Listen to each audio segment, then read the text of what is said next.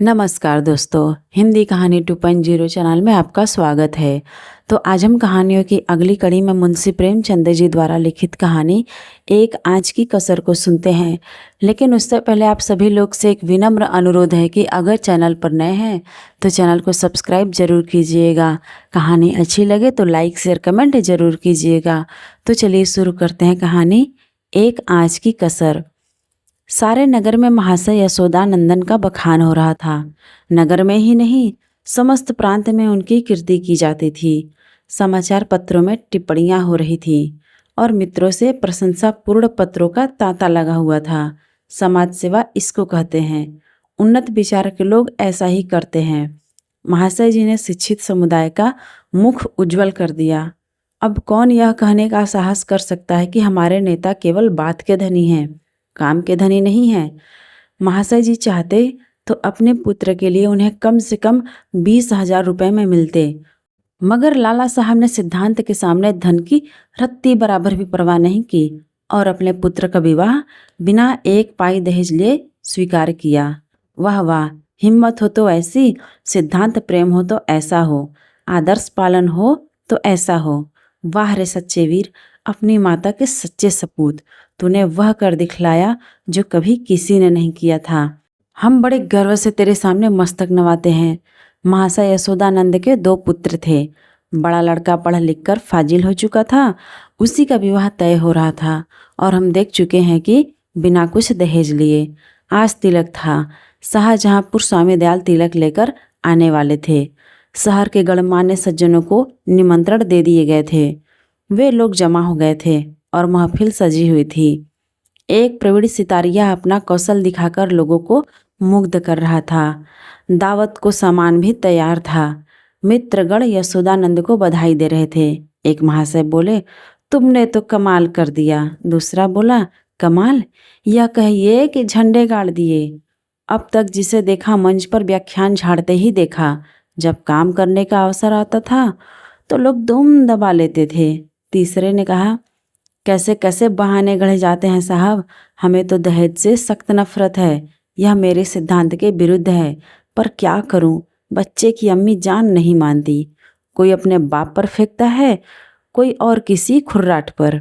चौथे ने कहा, अजी कितने तो ऐसे बेहया हैं जो साफ साफ कह देते हैं कि हमने लड़के को शिक्षा दीक्षा में जितना खर्च किया है वह हमें मिलना चाहिए, मानो उन्होंने यह रुपए किसी बैंक में जमा किए थे।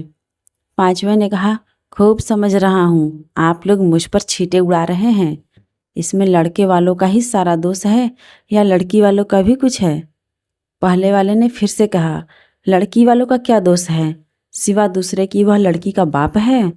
दूसरे ने कहा, सारा दोष ईश्वर का है जिसने लड़कियां पैदा की, क्यों?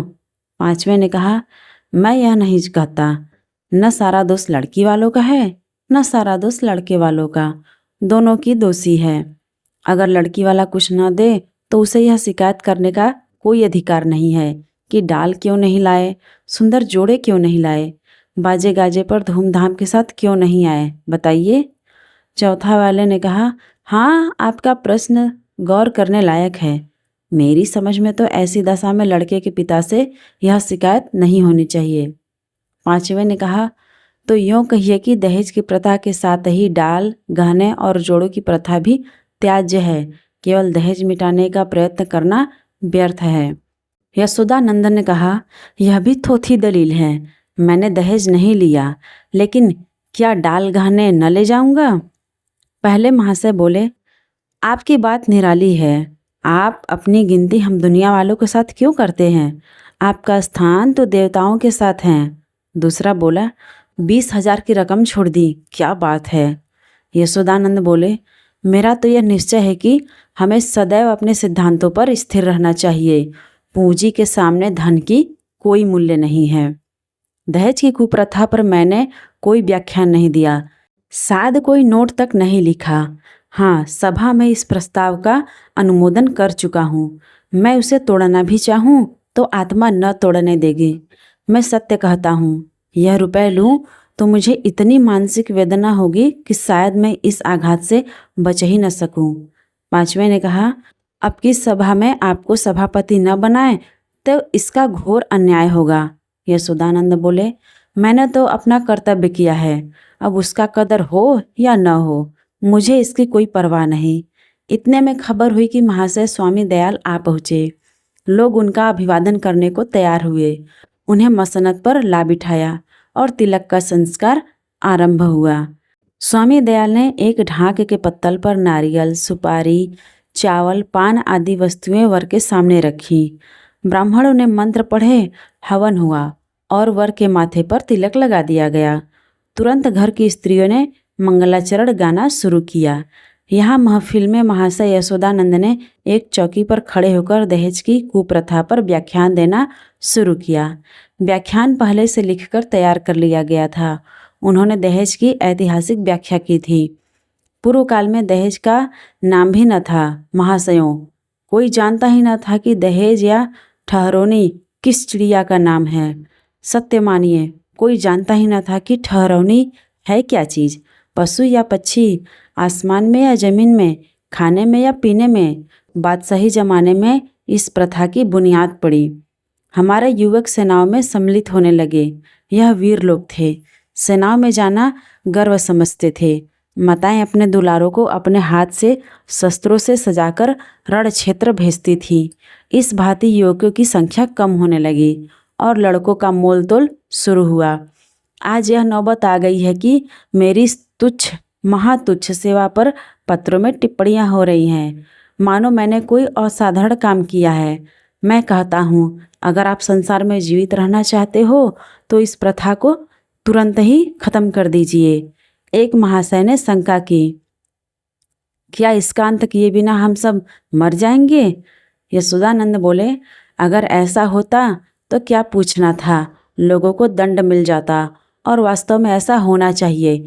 यह ईश्वर का अत्याचार है कि ऐसे लोभी, धन पर गिरने वाले, बुर्दा फरोश, अपनी संतान का विक्रय करने वाले नराधम जीवित हैं और समाज उनका तिरस्कार नहीं करता, मगर वह सब बुर्द फरोश हैं इत्यादि।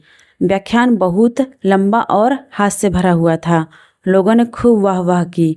अपना वक्तव्य समाप्त करने के बाद उन्होंने अपने छोटे लड़के परमानंद को, जिसकी अवस्था 7 वर्ष की थी, मंच पर खड़ा किया।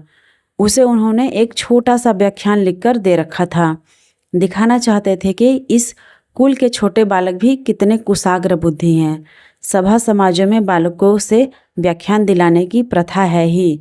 किसी को कुतूहल न हुआ। बालक बड़ा सुंदर, होनहार, हंसमुख था। मुस्कुराता हुआ मंच पर आया और जेब से कागज निकालकर बड़े गर्व के साथ उच्च स्वर में पढ़ने लगा। प्रिय बंधुवर, नमस्कार। आपके पत्र से विदित होता है कि आपको मुझ पर विश्वास नहीं है। मैं ईश्वर को साक्षी करके धन आपकी सेवा में इतनी गुप्त रीति से पहुँचेगा कि किसी को लेस मात्र भी संदेह न होगा। हाँ, केवल एक जिज्ञासा करने की धृष्टता करता हूँ। इस व्यापार को गुप्त रखने से आपको जो सम्मान और प्रतिष्ठा लाभ होगा और मेरे निकटवर्ती में मेरी जो निंदा की जाएगी, उसके उपलक्ष्य में मेरे साथ क्या रियायत होगा। मेरा विनती अनुरोध है कि 25 में से 5 निकालकर मेरे साथ न्याय किया जाए। महाशय यशोदानंद घर में मेहमानों के लिए भोजन परोसने का आदेश करने गए थे। निकले तो यह वाक्य उनके कानों में पड़ा, 25 में से 5 मेरे साथ न्याय किया जाए। चेहरा फक हो गया। झपट कर लड़के के पास गए, कागज उसके हाथ से छीन लिया और बोले, नालायक, यह क्या पढ़ रहा है? यह तो किसी मुवक्किल का खत है जो उसने अपने मुकदमे के बारे में लिखा था। यह तू कहाँ से उठा लाया? शैतान, जा वह कागज ला जो तुझे लिख कर दिया गया था। एक महाशय बोले, पढ़ने दीजिए। इस तहरीर में जो लुप्त है वह किसी दूसरी तहरीर में न होगा। दूसरे ने कहा, जादू वह जो सिर चढ़ के बोले। तीसरे ने कहा, अब जलसा बर्खास्त कीजिए, मैं तो चला। चौथा बोला, यहाँ भी चलतू हुए। यशोदानंद बोले, बैठिए बैठिए, पत्तल लगाए जा रहे हैं। पहले वाला बोला, बेटा परमानंद, जरा यहाँ तो आना, तुमने यह कागज कहाँ पाया? परमानंद बोला, बाबूजी ही तो लिखकर अपने मेज के अंदर रख दिया था। मुझसे कहा था कि इसे पढ़ना, अब नाहक मुझसे खपा हो रहे हैं। यशोदानंद बोले, यह वह कागज़ था कि सुअर, मैंने तो मेज के ऊपर ही रखा था, तूने ड्रॉअर में से क्यों यह कागज़ निकाला? परमानंद बोला, मुझे मेज पर नहीं मिला। यशोदानंद बोले, तो मुझसे कहा क्यों नहीं? ड्रॉअर क्यों खोला? देखो, आज ऐसी खबर लेता हूँ कि तुम भी याद करोगे। पहले यह आकाशवाणी है। दूसरे बोले, इसी को लीडरी कहते हैं कि अपना उल्लू सीधा करो और नेक नाम भी बनो। तीसरे ने कहा, शर्म आनी चाहिए, यह त्याग से मिलता है, धोखाधड़ी से नहीं। चौथे ने कहा, मिल तो गया था पर एक आँच की कसर रह गई। पांचवें ने कहा, ईश्वर पाखंडियों को यूं ही दंड देता है। यह कहते हुए लोग उठ खड़े हुए। यशोदानंद समझ गए थे कि भंडा फूट गया, अब रंग न जमेगा। बार बार परमानंद को कुपित नेत्रों से देखते थे और डंडा तौलकर रह जाते थे। इस शैतान ने आज जीती जिताई बाजी खो दी। मुंह में कालिख लग गई, सिर नीचा हो गया, गोली मार देने का काम किया है। उधर रास्ते में मित्र वर्ग यूँ टिप्पणियाँ करते जा रहे थे। एक ईश्वर ने मुंह में कैसी कालिमा लगाई कि हयादार होगा तो अब सूरत न दिखाएगा। दूसरे ने कहा, ऐसे ऐसे धनी मानी विद्वान लोग ही ऐसे पतित हो सकते हैं। मुझे यही आश्चर्य है। लेना है तो खुले खजाने लो, कौन तुम्हारा हाथ पकड़ता है? यह क्या कि माल चुपके चुपके उड़ाओ और यश भी कमाओ। तीसरे ने कहा, मक्कार का मुंह काला। चौथा ने बोला, यशोदानंद पर दया आ रही है, बेचारे ने इतनी धूर्तता की, उस पर भी कलई खुल ही गया, बस एक आँच की कसर रह गई। तो आज की ये मुंशी प्रेमचंद जी द्वारा लिखित कहानी एक आँच की कसर आपको कैसी लगी, कमेंट करके ज़रूर बताइएगा। और अगर चैनल पर नए हैं तो चैनल को सब्सक्राइब ज़रूर कीजिएगा और अपने दोस्तों को भी शेयर कीजिएगा।